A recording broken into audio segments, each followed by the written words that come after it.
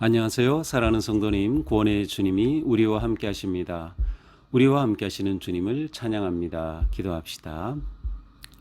사랑과 은혜의 하나님 감사합니다. 오늘도 이렇게 저희들에게 말씀을 대할 수 있는 놀라운 은혜의 시간을 주시고 또 이렇게 귀한 음성을 들려주시니 감사합니다. 매일매일 주님의 말씀이 저희들을 새롭게 하고 또 저희들의 삶이 말씀 위에 바르게 든든하게 세워질 수 있도록 깨우쳐 주시고 인도하여 주시옵소서. 예수님 이름으로 기도합니다. 아멘. 오늘 말씀은 마태복음 9장 1절에서 13절입니다.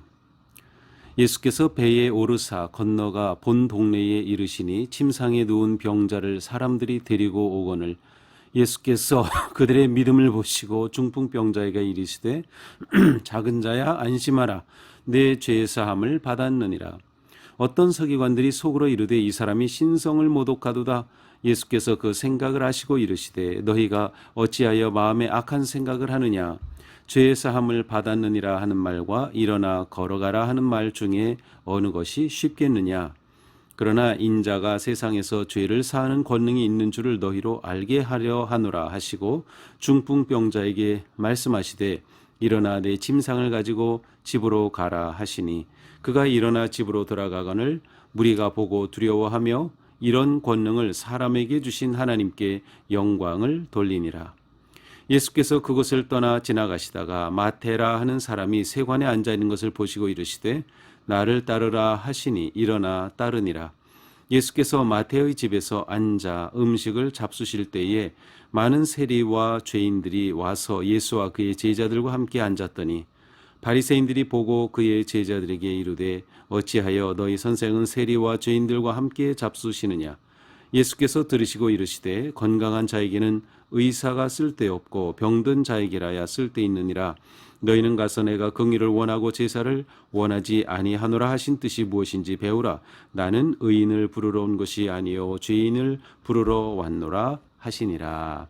아멘. 자, 앞에서 예수님께서는 이제 산상수훈의 말씀을 주셨죠. 그리고 산에서 내려오십니다. 이제 내려오셔서 처음으로 하신 일은 나병 환자를 깨끗하게 치유하신 일이에요. 그리고 또 사람들을 또 고치신 이야기, 나를 따르라고 하시면서 사람들을 계속 부른 이야기, 귀신 들린 사람을 고치신 이야기, 이제 이러한 이야기가 계속되며 오늘 본문에서도 예수님의 치유 사역은 계속되고 있습니다. 자, 1절입니다. 예수님이 배에 오르셔서 건너가 본 동네에 이르셨습니다. 자, 건너가서 본 동네에 이제 예수님께서는 저쪽 이제 귀신 들린 사람을 고치실 때 이제 돼지떼 속으로 사람들이 들어간 그러한 그 가다라 지방으로 갔죠. 가다라 지방은 이 갈릴리 호수의 동편입니다. 이곳에서 이제 배를 타고 건너편으로 바로 본 동네로 가셨어요.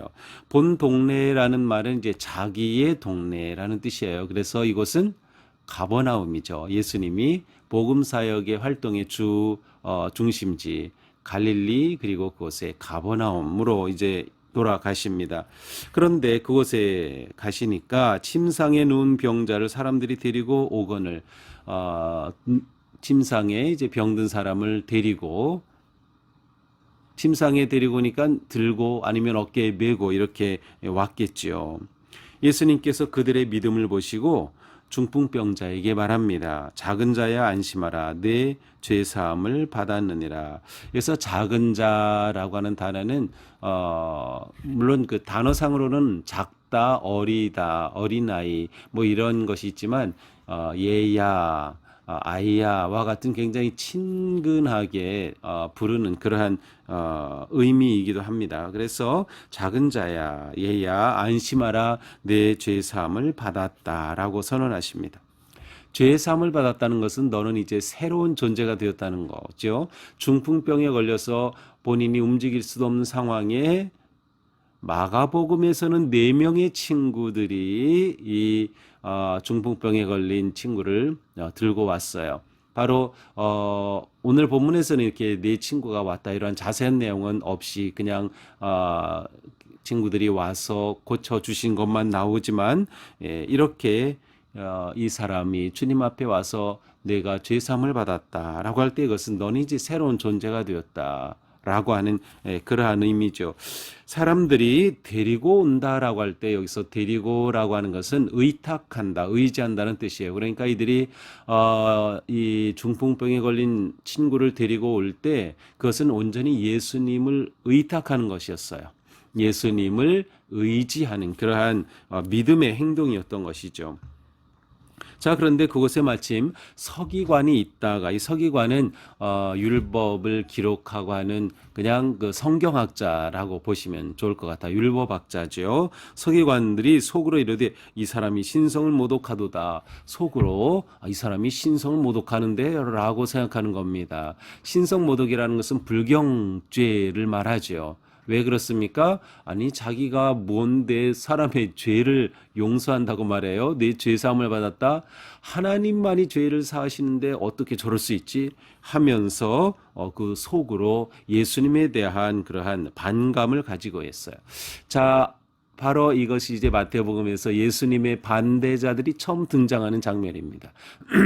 예수님의 반대자들이 처음 등장해요. 그래서 오늘에서는 본문에서 서기관이 나오고요. 조금 있으면 또 이제 바리새인들 또 나옵니다. 자, 신성모독이다 이렇게 생각하고 있습니다. 자, 그런데 예수님께서 그들의 생각을 아셨어요. 자, 이들은 속으로 생각했지만 예수님은 그 생각을 아셨어요. 그리고 뭐라고 하십니까? 너희가 어찌하여 마음에 악한 생각을 하느냐? 내 죄사함을 받았느니라 하는 말과 일어나 걸어가라 하는 말 중에 어느 것이 쉽겠느냐? 자, 이것은 좀 갸우뚱한 그러한 말씀이에요.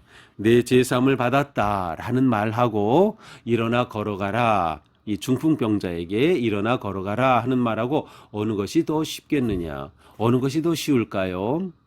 생각하기 나름이죠.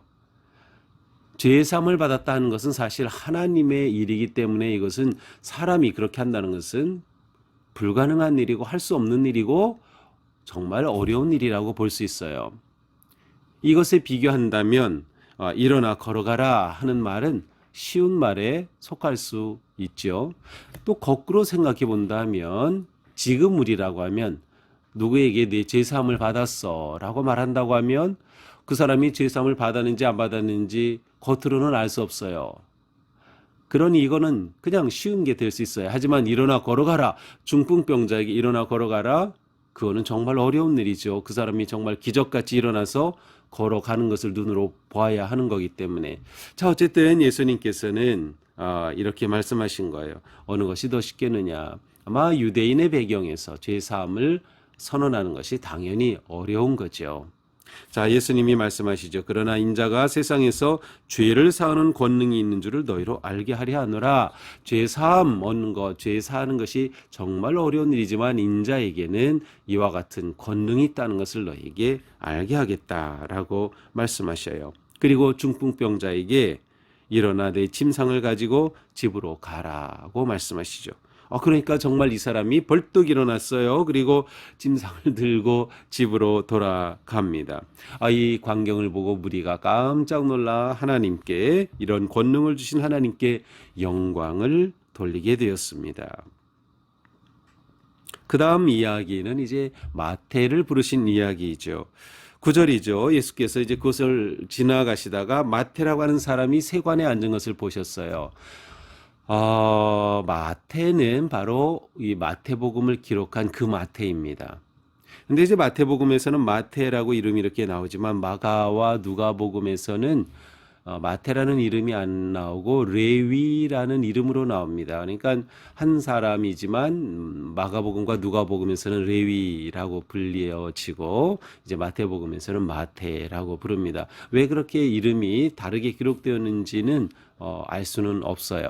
마태라고 하는 이 이름은 아주 좋은 이름이에요. 하나님의 선물, 주님의 선물이다. 그러한 뜻이죠. 자, 이렇게 좋은 이름을 가진 마태가 세관에 앉아 있어요.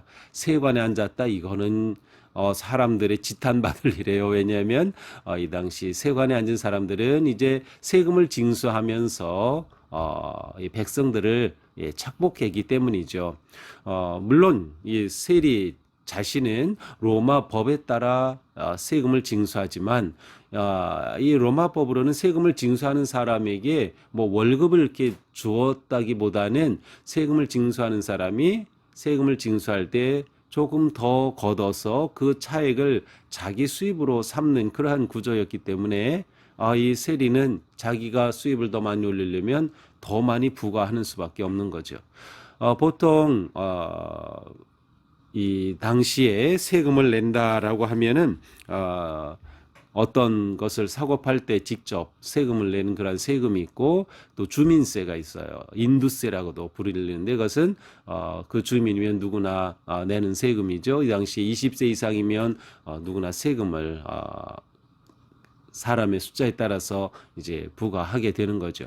또 이 가버나움은 그 당시에 이제 북쪽과 남쪽을 연결하는 그러한 굉장히 중요한 통로였기 때문에 관문이었기 때문에 이곳에서 무역도 이루어질 수 있고 또 사람들이 통행세를 내야 하는 곳이기도 했던 것을 생각하면 이곳에 세리로 있는 마태 세리로 일하려면은 많이 배워야죠. 언어가 능통해야 되고 숫자 계산이 정확해야 하고 그러니까 이 마태는 굉장히 많이 배웠다라고 할 수 있는 사람이에요.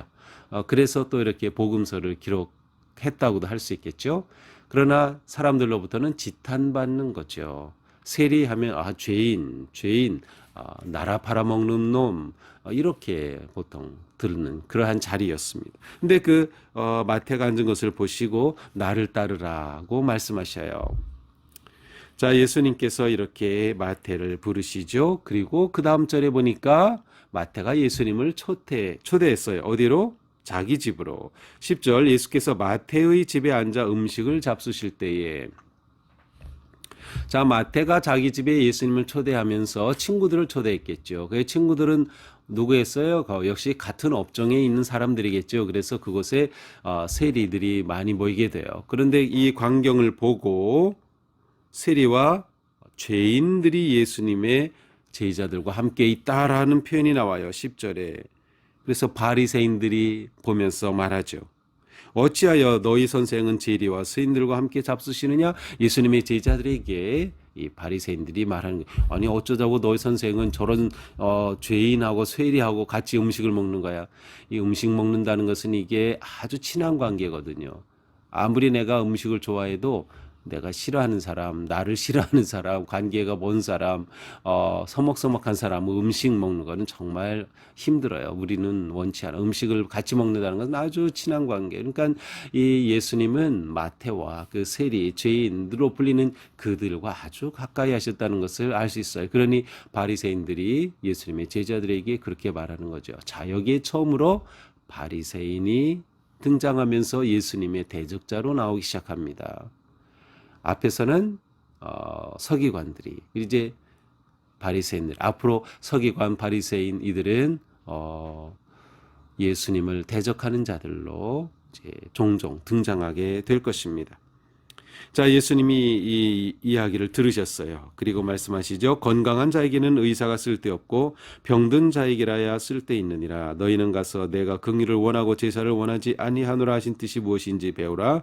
나는 의인을 부르러 온 것이 아니요 죄인을 부르러 왔노라. 자, 예수님의 사명 선언입니다. 나는 의인을 부르러 온 게 아니라 죄인을 부르러 왔어. 자기가 스스로 의롭다고 생각하는 바리새인들, 서기관들, 제사장들, 율법학자들, 자기가 의롭다고 생각하는 사람 너희가 아니라 죄인을 부르러 왔어요. 사실 그들도 다 죄인이에요. 그러니까 예수님은 그들도 역시 구원하러 오셨지만 이렇게 예수님 앞에 자기는 의롭다고 생각하고 하는 이들에게 예수님이 분명히 선언하신 거야. 나는 죄인을 부르러 왔다. 예수님은 구세주로 오신 겁니다. 예수님은 이 땅에 구원자로 하나님의 아들 구세주로 오셨음을 분명하게 선언하신 거예요. 그러니 예수님은 지금 죄인들과 함께 할 수 없는 그들과 식사를 하는 잘못을 범하는 게 아니라 예수님께서 이 땅에 오신 그 사명을 이루고 있다는 것을 보여주는 것이죠. 자, 이것이 오늘의 말씀입니다. 우리는 이 중풍병자가 예수님께 와서 고침을 받은 이야기, 마가복음에서는 아주 자세하게 나와 있어요. 길게 나와 있는데 마태복음은 그 자세한 내용을 전하는 데 목적이 없었어요. 예수님이 이렇게 놀랍게 치유하셨다. 그래서 신적 권능을 드러내시고 하나님의 영광을 받으신 그것이 더 중요했기 때문에 이 마태는 간략하게 소개하고 있어요. 하지만 여기서 중요한 것은 이 친구들의 믿음이 바로 이 중풍병자를 고치게 한 것을 보아야 합니다. 친구들의 믿음. 그래서 오늘 본문에서는 예수님께 데리고 왔다. 데리고라고 하는 단어가 의탁하다, 의지하다. 예수님께 맡기는 믿음이 있었어요. 나의 믿음이 누군가를 살릴 수 있다는 거예요. 공동체의 믿음이 누군가를 살릴 수 있다는 거예요. 굉장히 중요합니다. 우리가 신앙생활하고 또 교회에서 함께 믿음의 삶을 살아갈 때 내 믿음으로 누군가를 구원해낼 수 있다. 이것을 우리가 늘 기억하면서 우리는 서로 이렇게 협력하고 돕는 구원의 공동체가 되어야 한다는 것을 기억해야 합니다. 오늘 본문에서 드러나는 중요한 것은 예수님이 누구신가 하는 것이죠. 이것이 마태가 이 본문을 기록한 초점이었어요. 그래서 사람들이 깜짝 놀라고 이 권능을 주신 하나님께 영광을 돌렸던 그러한 모습을 보면서 예수님은 과연 누구신가라는 거죠. 그렇습니다. 예수님은 구세주 하나님의 아들이십니다. 신적 권능이 그에게 있는 거죠. 그래서 예수님을 통하여서 놀라운 기적의 역사가 일어나는 겁니다. 대적자들은 신성모독이라고 하지만 예수님 자신이 하나님의 아들이신데 이게 신성모독이겠어요? 그러니까 예수님이 누구이신가에 대해서 이렇게 차이가 나는 거예요. 우리가 예수님이 누구이신지, 나의 주님 되신다, 나의 구세주가 되신다, 또 나를 이끄시는 그러한 내 인생의 주님으로 나를 부르셨다라고 하는 그러한 우리의 믿음의 고백이 있다면 그것은 주님은 내게 누구인가가 분명한 믿음이 있음을 드러내는 것이에요. 그래서 우리는 예수님은 나의 구세주가 되신다. 예수님의 치유하심은 바로 온전한 구원의 회복을 나타냅니다. 그래서 중풍병자가 치유를 받지만 죄 사함을 받았다고 선언하신 거예요. 그가 전인적인 치유를 얻은 거죠. 죄 사함 받고 몸이 회복되고 이러한 전인적 치유 예수님께서 주시는 은혜입니다. 어떻게 은혜를 누리나요? 믿음이죠. 주님께 맡기고 의지하는 믿음이 우리를 이와 같은 놀라운 길로 인도합니다. 친구들의 믿음은 예수님의 놀라운 능력을 통하여 치유되고 또 완전히 회복되었던 것처럼 믿음은 이와 같은 사랑을 통해서 드러나게 마련입니다. 우리가 이와 같은 삶을 사는 거죠. 그 삶이 예수님의 제자 되는 삶이에요. 그래서 예수님은 마태를 제자로 또한 부르시고 마태는 예수님을 따르며 이 거룩한 구원의 사역에 동참하는 제자가 된 거예요. 제자가 된다는 핵심은 뭐라고 그랬습니까? 따름이라 그랬습니다. 제자 되면 핵심은 따르면서 제자는 주님을 배우고 그리고 주님을 닮아갑니다. 이것이 제자의 본분이에요. 주님의 이 구원의 사역에 참여하는 것이죠. 오늘 우리의 삶이 예수님의 제자로서 이처럼 거룩하고 놀라운 이 세상을 치유하고 회복하는 주님의 그 구원의 역사를 알리고 또 참여하고 그 놀라운 은혜를 누리는 그런 복된 하루가 되기를 주님의 이름으로 축복합니다. 기도합시다. 주님 감사합니다. 오늘 또 우리에게 말씀으로 함께하여 주셔서 감사합니다. 우리에게 믿음을 더하여 주옵소서. 예수님이 우리의 구세주 되심을 감사하고 그 주님을 더 의지하고 신뢰하며 주님께서 또한 우리를 만지시고 치유하시고 강건하게 전인적으로 회복시켜 주시는 그 놀라운 은혜의 삶을 누리게 하여 주시옵소서. 더 나아가 우리는 주님을 따르며 주님을 닮아가며 이 땅에서 주님께서 오신 그 구원의 사역에 우리가 함께 참여하고 복음을 전하는 일에 힘쓰는 우리가 되게 하여 주시옵소서. 예수님 이름으로 기도합니다. 아멘. 네, 오늘도 우리의 삶이 예수님을 따르는 행복한 길이 되기를 축복합니다. 사랑합니다.